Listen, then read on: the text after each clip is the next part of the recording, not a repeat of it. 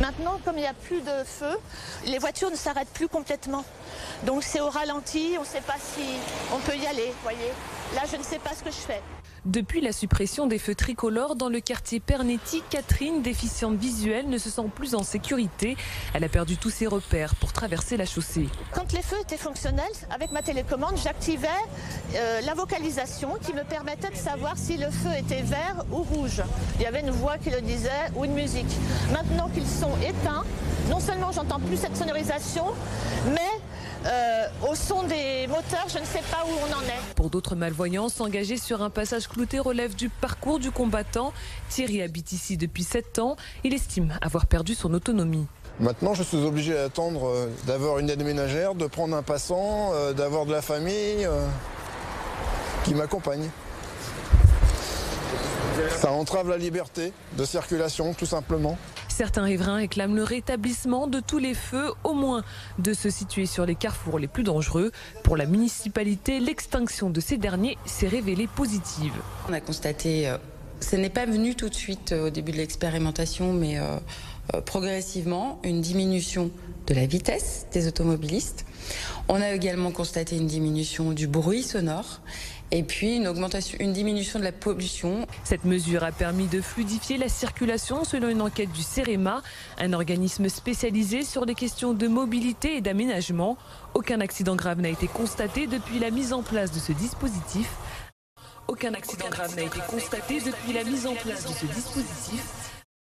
Oui, il semble que ce carrefour soit devenu le plus dangereux du quartier.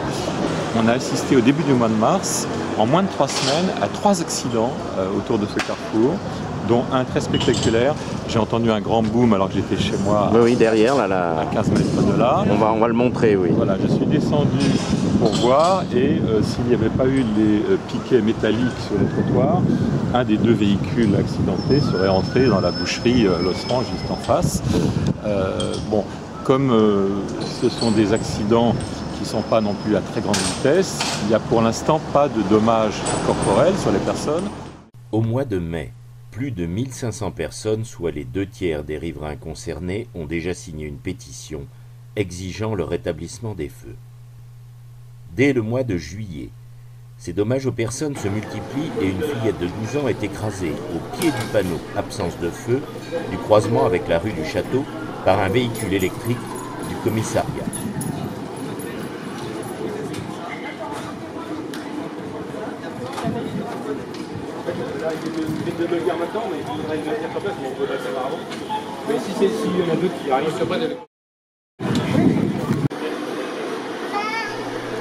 Au mois de novembre, face au déni de réalité de la mer, les non-voyants, les handicapés, les parents d'élèves se joignent aux piétons du quartier pour manifester leur angoisse et leur exaspération. Du 14e arrondissement, ils dénoncent la suppression de 8 feux tricolores dans le quartier Pernetti, quartier qui abrite le centre de formation pour jeunes aveugles.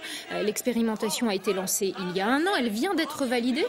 Pour la mairie, à la clé, une baisse de pollution et pas plus d'accidents. Un constat que ne partagent pas ces riverains. Écoutez.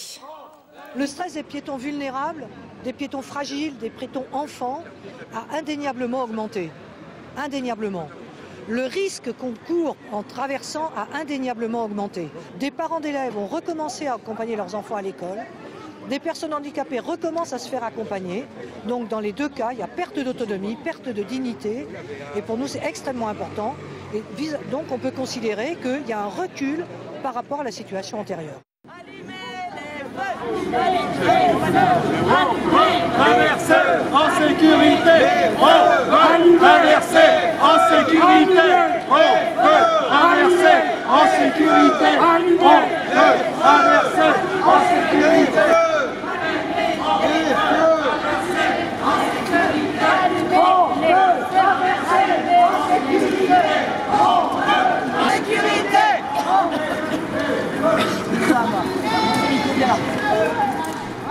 Un destin hélas prévisible se charge alors de valider le bien fondé de leur manifestation.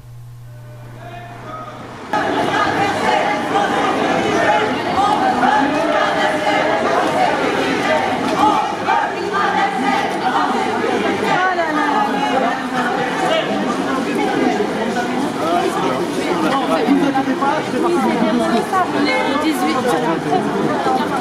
Cartez-vous. Voilà, regardez, cartez-vous.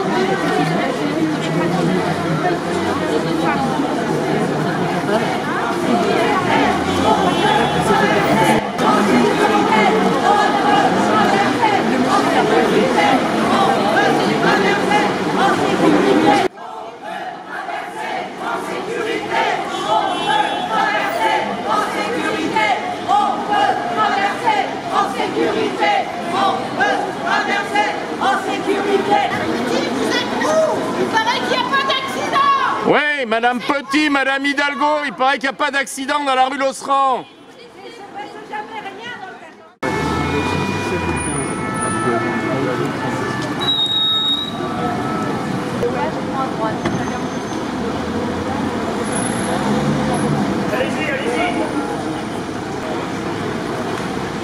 J'ai passé, il a renversé la...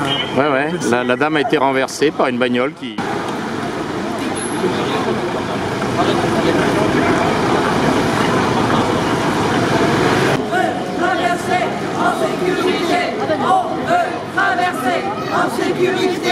On veut traverser en sécurité. On veut traverser en sécurité. On veut traverser